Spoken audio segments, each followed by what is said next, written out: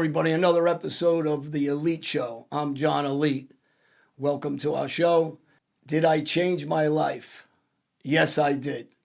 For all you fans and soldiers out there, please hit the subscribe button. If you enjoy the show and the episode, I have a special guest today, a very personal friend of mine. And to my right, my co-host, Kevin Donaldson. Thanks for joining us again for Season 3 of the Elite Show. Today, we're talking with another Albanian. But what we're going to find here is, and I think this is the focus of everything that you talk about, is there's much more that brings us together than tears us apart. We have three men sitting down at this table right now who couldn't be more polar opposites. We have a street guy, we have a brain surgeon, and we have a guy who needs brain surgery over here. And I'm talking, of course, about a very special guest, Dr. Gentian Toshkezi. Thank you, John. Thank you, Kevin, for having me today. I have followed all your podcasts. I like it, so I'm honored to be here today with you. I think you've set the bar with intelligence a little high in this room right now, Doctor. Now, again, what brings both of you together is you're both of Albanian descent. Tell me a little bit of, I'm not Albanian, of course, but I'm always interested. Tell me a little bit about Albania. So Albania is a small country. It's 3 million population, maybe less than that, because a lot of people are immigrating right now, are going in Europe and United States. It's between Italy, Greece, and Kosovo and Montenegro. It's well situated for, the location is great. Geographically is great. The climate is great. The food is great. The people are great. However, the history was not fair to Albania. They've been under a communist regime for almost 50 years. And once they got out of that, they had the problems that everybody or every other countries of that regime had. And they are going through the transition to find a way to build a prosperous country, to build a strong country, and to be like the rest of the world. You talk about Albania, John, with such passion, and I know you love the Albanian people and they love you. Why don't you tell me a little bit about how two guys from different worlds came together and met? Well, I'm a patriot for Albania, obviously. Look at some of the things we have here. But I'm a patriot for America, too. So before I get into that now, I'm going to pass it over to my friend, Dr. Genti. But what's going on, I have to say a word about what's going on with Russia and Ukraine right now, obviously. And it shows in the hearts of people that from a country like ours, like Ukraine, where they're so patriotic and they'll give their life for the sacrifice for the country and their families. So I have the same belief. And my friend also that's sitting across from here, who's a successful doctor, is the drive we have to become successful is the reason why a lot of us never forget our backgrounds from Albania and our patriotism. So I go back to Albania on a regular basis, and I ran into the doctor there, and we became best friends over the years. It has been 4 years, so we know each other. We met in Saranda, in South Albania, beautiful sea and beautiful shore in Saranda. I was there for a few days, and friends of mine, they took me to south of Albania just to visit that area. And that night we were in a club, and with my friends. And, John in a club? No, stop. And he was sitting in the VIP area there, and one of my friends tells me that guy, he's very famous, he's in Albania and very known. He was doing shows in Albania, and he had to present his book there. He was translated in Albanian. I didn't know John before that. However, it was I saw that my friends were shy to go and say hi to him, and one of my friends, he said, I wish I can meet him and have a picture with him. And at that moment, I said, let's go. I mean, I was more American at that moment. I know Albanians are kind of shy, are very friendly, but shy to go and approach visitors. So we went there. The other friend said, please don't go because it's going to look bad and he's going to say no and we're going to be like ashamed and embarrassed. So we went there, and John, very friendly. I said, hi, John, how are you? And very friendly, we connected. We talked that night. He came to our table. He brought vodka, right? Yeah, vodka. It was us. It was some girls also with us on the table, the wives of my friends. I don't know if that was the reason probably you came. Now that I'm thinking, right? Yeah. But that doesn't surprise me that, you know, John has a appearance about him. He has you have an air about you. But I just spoke with one of the people who you reached out to and helped last night. Her name is Anne-Marie. And she just reached out to me through Instagram saying, hey, John has really helped me out with a bunch of stuff. Because here you go, he's got this gangster aura to him, but that's not who he is. He's really just a regular guy, likes to laugh, likes to break chops, but he also helps people. And this woman, Anne-Marie, she's gonna love the fact that I mentioned her. She can't say enough good things about you. I said, this is the same John we're talking about. So that's exactly what I found on John. The next day and the days that I met him, he has a good heart and he wants to help everybody. And that's what makes him popular, makes him that everybody likes him, his friends, and everybody wants to hang out with him. Right. Well, that's people just want to hang around you. They want to see Well, what we had it's a like. good time that night because Ledry was playing, a very famous musician and Albania singer, and he was playing at that time. When we were Yes, at I'm that allowed to concert. say, right? That night he invited me. He said, let's go to, we hang out that day, see the area there. I saw how humble he was with all the guys and the people there to have a picture with him. And at night he invited me. He said, let's go. I have tickets and I have a place, you know, to that concert with Ledry. And I can say now, right, John, I said, well, I'm a neurosurgeon, I'm a doctor, you are a mafia guy. We have nothing in common. I don't think I can come there and hang out so much with you. And my friends came later and said, there is a concert tonight, we can't go because we don't have tickets. I said, well, John just invited me, but I said no. And they said, please, let's go. We went there, we had a great time. Thinking back now, John is it's humble, it's friendly, and he's like a normal, he's a normal person, you know, that you find in him a lot of quality that makes him a good friend. Thank you. Well, I never see you as a former gangster. I never do. I just see you as my friend. So I think that's once you talk to John for about 5 minutes. I'm sorry we're talking about you in the third person here.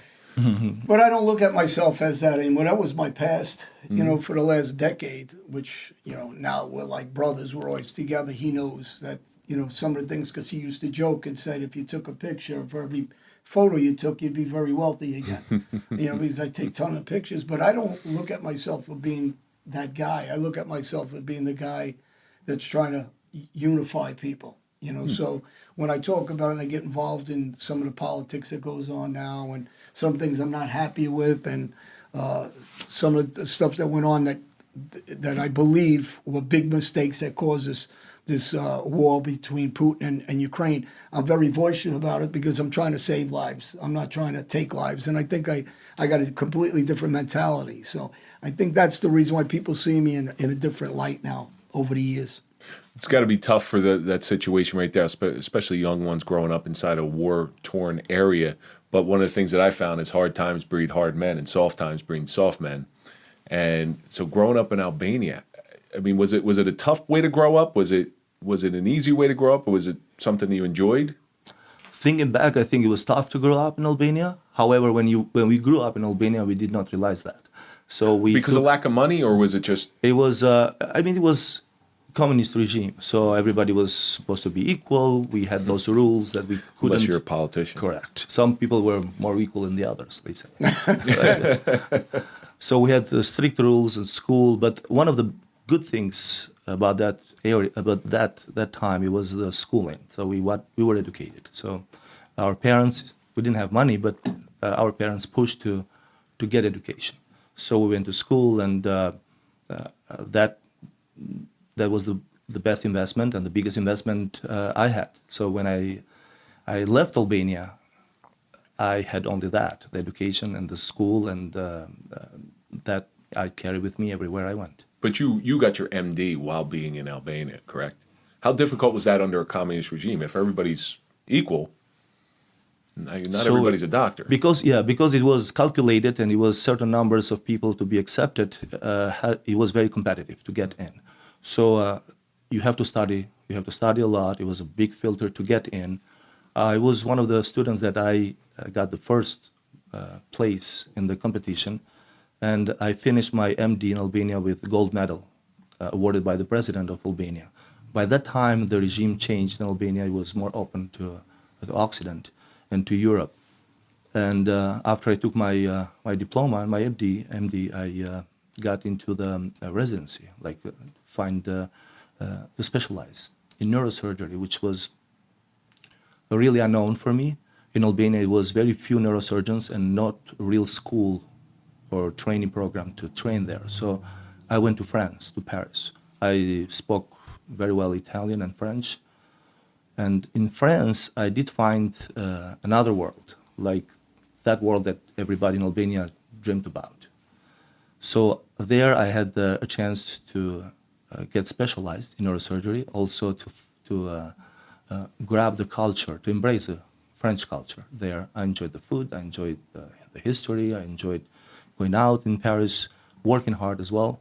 So I was young, but I enjoyed, and that was a good time. You work hard, you play hard. Correct. That's what it is. But was it a culture shock once you got to I guess France is still considered a Western cultured city, correct? Yeah, I mean, it's not, obviously it's a successful country. It's a little different than Albania or Greece or any of the other countries that are boarding, or Turkey even, that are boarding Albania. But it's definitely a different culture from when you see main, America, France, Spain, some of these other cultures. But I think the biggest thing is, is Kevin, the biggest thing with Genti, as we became friends, we started talking about being humble. And he would go out, and I'd say, all these years you sacrificed as a doctor in Albania, as studying in Italy, studying in France. He didn't call himself a doctor. Doctors in this country make sure everybody knows that they're doctors because there's a prestige to it. And then there was a humbleness to you. And I kept saying, you need to say that more because you did it to me. You studied and you work so hard. And he's the typical, for the people that are watching and are going to watch this show, he is a typical American dream for being an immigrant, coming to this country, succeeding, and going from nothing and suffering. Even though, like he said, we have good family values and we enjoy our lives, but suffering and not having the amenities of life that now he's able to have because of his success. This is the dream of having you here for people, other Albanians that we'll bring on to show what it is to become successful from all the hard work, because you really worked hard. Thank you for saying that. I have a lot of people and friends from Albania who contact me, and they want to know what was the journey to become a doctor, neurosurgeon in America, because it's not easy to be an immigrant and to come here. And it's nothing to brag about it, but I want to tell them that it's possible. America is a great country that offers plenty of opportunities. It doesn't matter a doctor or something else, but still remains a country that offers a lot of opportunities to immigrants and to people around the world.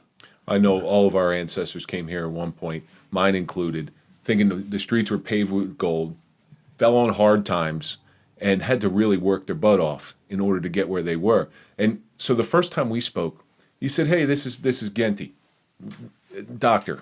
You're doctor. You earned it. You earned it. And one day you may have to operate on me. So yes, you're always going to be doctor to me. Not to mention I don't speak Albanian." But one of the things that, and this is the short version because we're on the air here, but one of the things that me and you discuss always is people would challenge his work ethics, challenge it in saying, just be satisfied you're here, you're working, you're a doctor, and this.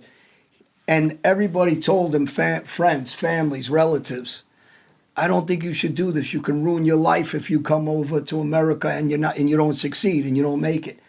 And he kept hearing that. Most people would turn away and quit and say, I'm going to take the safe route. I'll stay here. I'll have a decent life as a doctor, but I'm never going to get to that plateau. You did something unusual. That's true. So true. I was in France, and I always saw America like the next step for me. What is next? To challenge myself. So I came here on a visa, and I couldn't go back because I was afraid that I would not take another visa, tourist visa for America. So I came here with a big dream. Well, why is it so tough? I've heard that word thrown around in here quite a bit. Why is it so tough to come be a doctor in another country and come here? And I've heard this before. I've heard this in the Latin culture where they're doctors and they're coming here and they're cleaning houses. I've heard that. Yeah, So why is the transition so tough?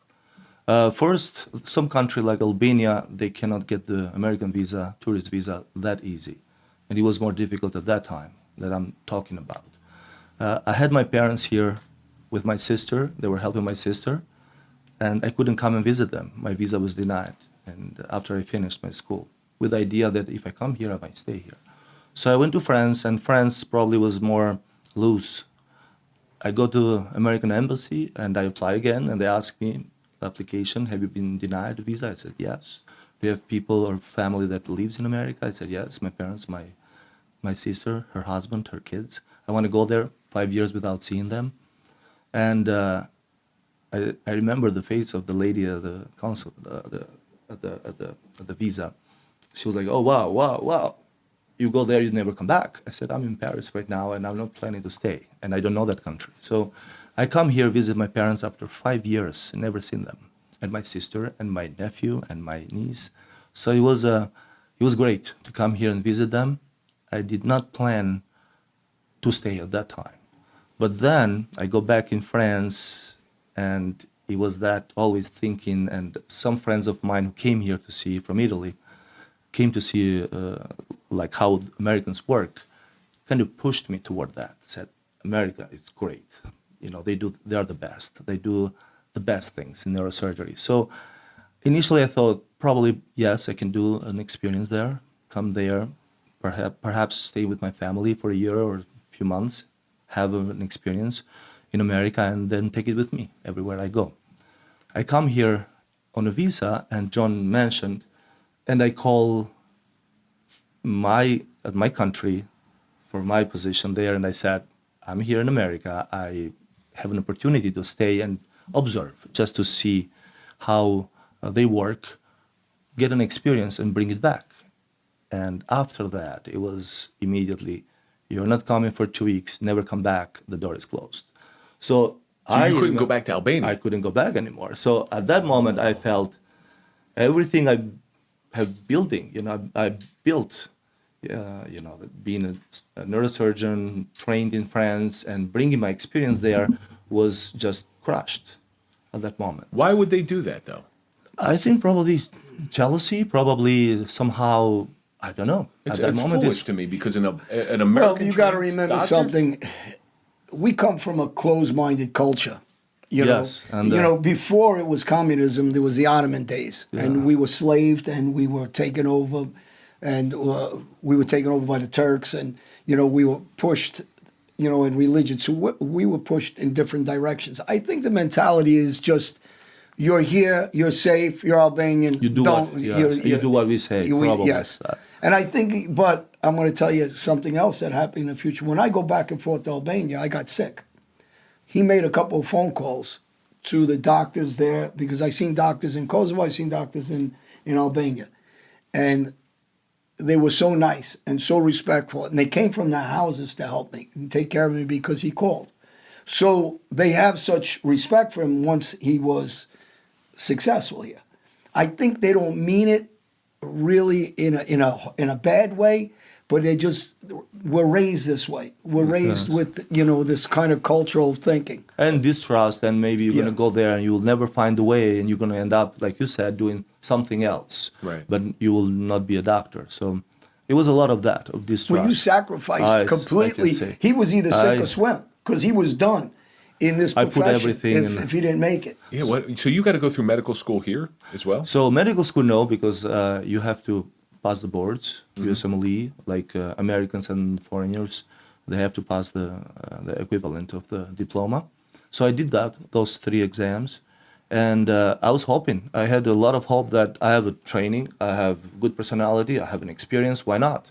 They should take me. I didn't know how difficult it was to get in, and neurosurgery is very, very competitive. So I remember I go in one interview for a fellowship just to have an experience there. And I'm not going to say names, but big guy, big name. I heard that name from when I was in Europe. an honor to meet him. I go in the interview for a fellowship, not training. And he tells me, you know, what are your chances to become a neurosurgeon here? I said, oh, small. And he tells me, no, there are zero. You are a foreigner.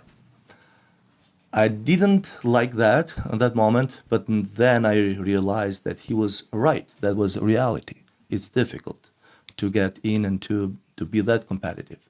However, I worked for 4 years in Boston. I built, at that time I had a wife and a kid. It was tough time, rough times. But I enjoyed every moment, because the moment that I was able to go back in the operating room, even as a foreign fellow, no accreditation at all, I was so happy, because that was the thing, that the profession that I've done until now. So I don't know what to do. I don't know to do anything else. I don't know anything else to do. But the thing that your story that makes it so, it's such a, being an immigrant, becoming so successful and not quitting. And I think for the people who are listening, and there's a point, you didn't quit. You were told to quit. You didn't. You were told again to quit. You didn't. You were told again to quit. You didn't. You were threatened if you don't quit. You didn't. And I think this has got to be something that's directed at this administration about the open borders, right? Because you have immigrants that are coming to this country illegally, that take the opportunities for people that you, like yourself, that'll come here, sacrifice, never quit, do it the right way, get the American dream, that we all believe that all immigrants can have a shot, but you have to do it the right way, because they're jumping past guys like you that can't get into the country because you're allowing other people to try to come into this country, and it's such disarray. And then you're bringing in opioids and murderers and people that are not screened. That are not going to become somebody like you. Well, the key word there is, I know myself, and I'm pretty sure you're this way as well. True Americans love immigrants who come here and embrace the culture, embrace America, make it their home. The word illegal or undocumented now, that's where it gets to be a little slippery slope. Now, I have no problem with those people coming over, with those people. Yeah, listen to me. Yeah, with an immigrant coming into this country, as long as they're willing to embrace the culture. If I move to Albania, I better be willing to embrace the culture, because what happens if I don't? I'm going to be an outsider, I'm going to be an outcast, and I'm not going to be accepted. Well, you know, the reason when you come here, one of the main things and the beauty of this country is that it's so easy to be part of it, to embrace this culture. And believe it or not, now that when I go to Albania or Italy or France, when I come back here, this is home. Right. So I land to the airport, I walk in, and I feel like I'm home. So this country is home for everybody. It doesn't matter the accent or where they're coming from. It becomes home because it's here where we work, where we build our lives at the end of it. And that's the beauty of this country. The one last Albanian point I want to bring up. Does everybody in Albania dress like you too? Because I'm not going there if that's the case. I'm starting to chase after all his clothes. He's got a lot of beautiful shoes that, you know, I'm a shoe guy. And now every time we go out, and we go out a couple of days a week, and I'm looking at his shoes, I'm like, all right, I'm going to have to step my game up a little bit, because he keeps buying beautiful shoes. I'm just going to keep feeding you so you grow out of your jackets and fit me. I like watches, and I like your watch. Oh, that's a Vincero. They're one of our sponsors. Nice. Same thing with the glasses. Nice. This is the Cheryls. They're beautiful watches, and you know what? They pretty much go with anything. Nice. And they got men's and women's and all the good stuff there. As a matter of fact, there's what's the 15% off with the Elite? Yeah. Yeah. So if you go on Vincero and you put in Elite, you get 15% off. Yeah. But your particular training now, I know I'm envious of certain things in this world. I'm envious the way a good pianist plays the piano. I'm envious the way an artist paints on a canvas. I have watched, especially in preparation for this show, some true neurosurgery miracles, and it is literally like Mozart playing the piano. How you guys work, it's impressive. So it is, I would say, similar to playing an instrument. You have to train yourself. You have to train your hands, and the more hours you put at that training, the better you become. And you have to have motivation. You have to have the passion. I think the main factor to become successful or to become good at what you do is to love what you do, to have a passion for that. If you tell me to do something else that probably is even better or more awarded, if I don't like it, that would be painful for me to go every day at work. So as long as you like what you do, you're gonna give the best at that, and you become really good. In neurosurgery, it's special because it requires fine motor skills. It requires patience. It requires empathy, and sometimes it requires to take decisions right there in that moment, and it doesn't forgive any mistakes. So it's not forgiven. Stress. It's a lot of stress. This is why I said you have to love it and you have to have the passion for it. Otherwise, the stress can kill you. So I deal in my former life as a police officer. I dealt with stress in some less than healthy ways. But while I was working, and I wanted to ask you this same question, John. A lot of it came out as really dark humor, where if somebody were to listen to it from the outside, they'd be like, "You're really, there's something wrong with you. You're sick." Is that the same with your former life and with neurosurgery? I think that's why I connect so much with him, because he's dealing with, on a spur of the moment, and there was one case a couple of years ago that we discussed, that you went into an emergency surgery, and I believe it was a police officer, actually. Yes, without saying names, Yeah. yes, it was a tough case because I remember I just moved to Philadelphia. I was young, attending, fresh, just starting from my residency, and the everyday stress is to build a good practice, build a good reputation. But at that moment, I was on the light of the media and the police officers, everybody there. It was a difficult case because it was a severe trauma for that patient. That exposed me to everybody. 200 people waiting outside. I have seen the videos after while I was operating, and I see the news when they were all police officers were together and praying for the team and for the doctors and the team inside in the operating room. And that was when I saw those videos. It was really good. I felt good about it. From that case, I learned something, and I liked something. The police officers and the police forces, they were there for him 24 hours. Every day I went into the room to see the patients after the surgery. They were there, 2 of them, 24 hours. It was such a great thing to see all of them together and to support their colleague who was injured. Nothing like adding a little bit more stress on an already stressful situation. Well, I think that, the thing that made us really relate to each other is because for the bad or good, or what I was doing or what you were doing as a police officer and what you do every day, is you have life and death in your hand at any moment.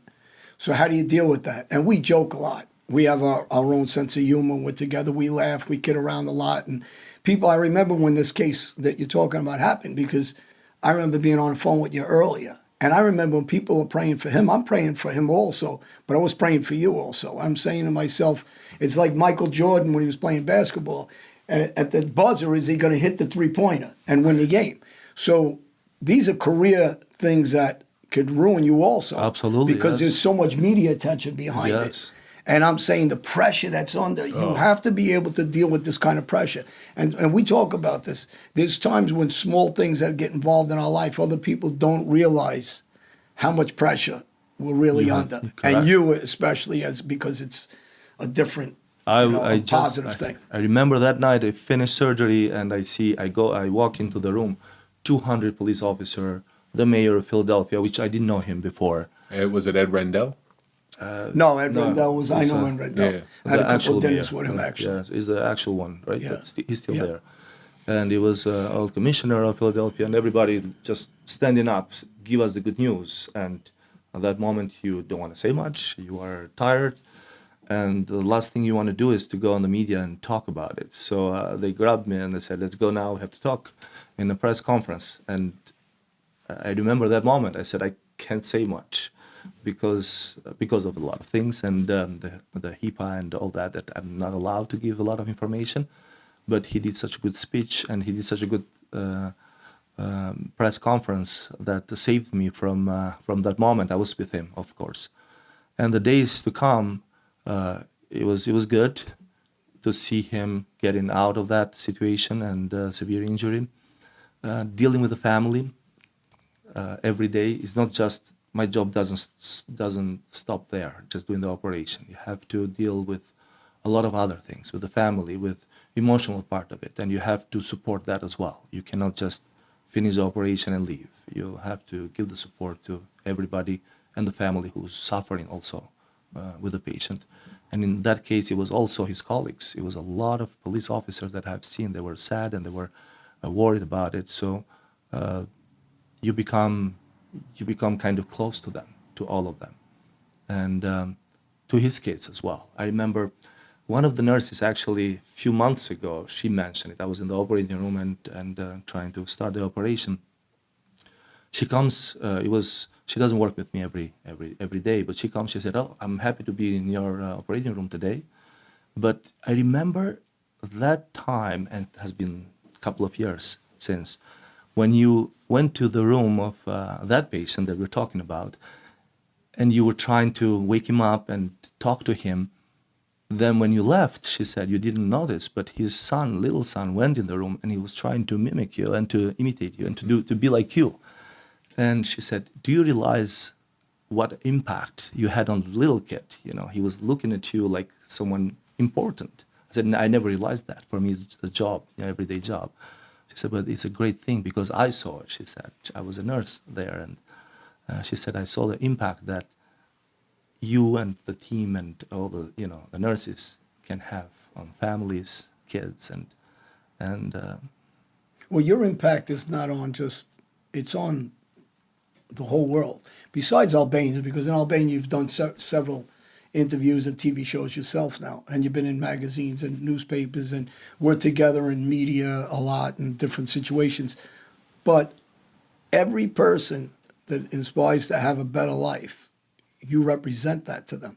So this is the thing that people got to say, like, wow, I could be like him.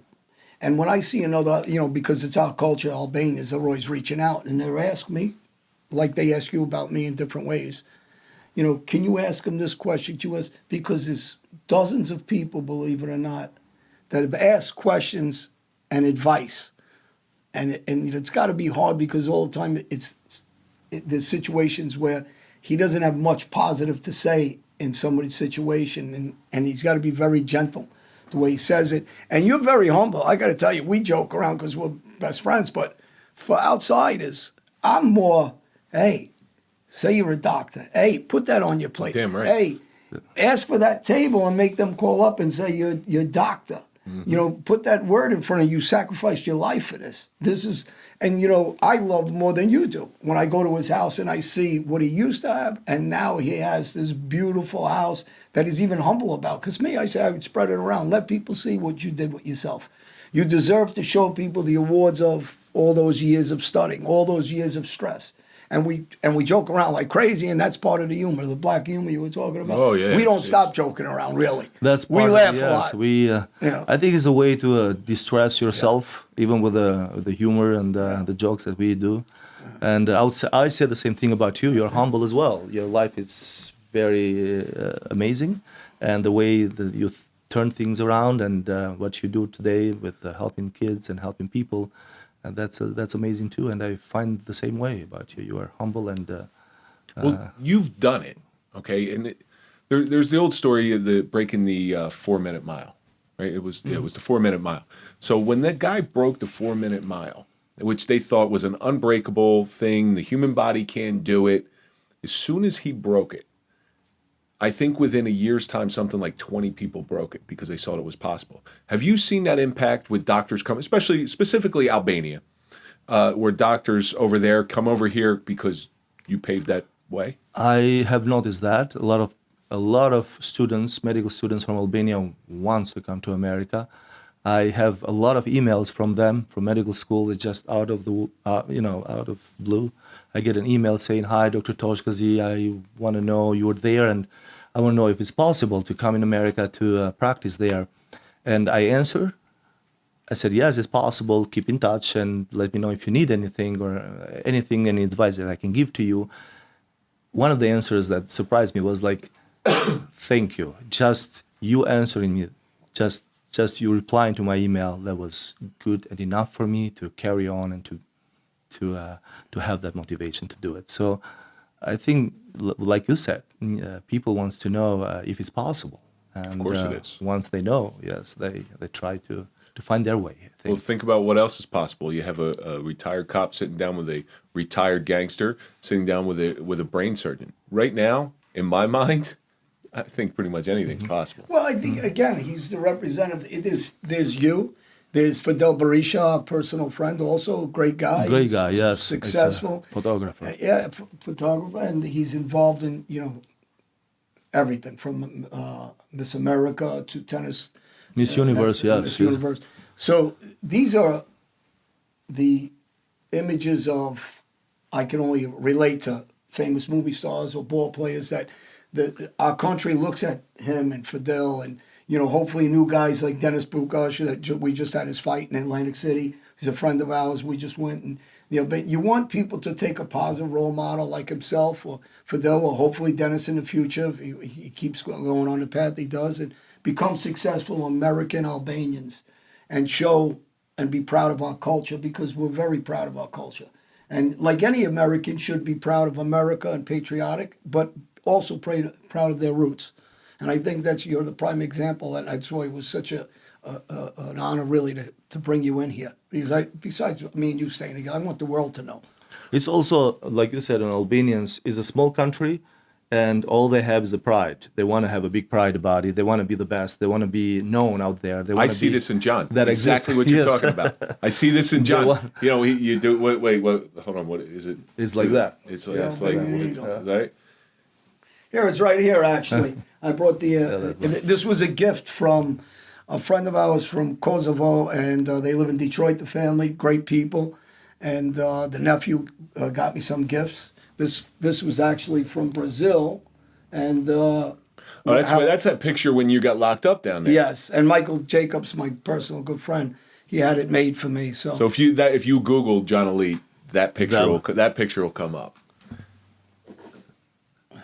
He keeps that on there and just shakes his head like. Reminder never to put those bracelets on me again. Well, I thought that was to see that you're always right. You just keep shaking his head, yes. I got to be honest with you, Doctor. Out of the people who I've met in my life, and I've met some sports stars and movie stars and people on TV, I have to be honest with you. You're the one that I was most nervous about meeting, even though, yes, you've been on TV, but I get intimidated very easily by intelligence. And I get So you can't starstruck. sit next to me that often now. That's why I try to There keep you all go. the way over here. Yeah. But that's the true allure to me. That's when I start to get starstruck. Somebody who's brilliant. I sat across from Matt Cox. Okay, Matt Cox was the FBI's most wanted man. He was defrauded mortgages. I mean, millions and millions of dollars. I didn't like what he did, but how he did it really intimidated me because of his intelligence. And I feel the same way about you. Thank you. Because to me, you are the true American dream. You really are. People come to this country and they want to be you. So if there's a role model out there, like John said, you're that guy. He didn't quit. That's the biggest thing. People quit. They're told not to do it, they quit. They do it twice or three times.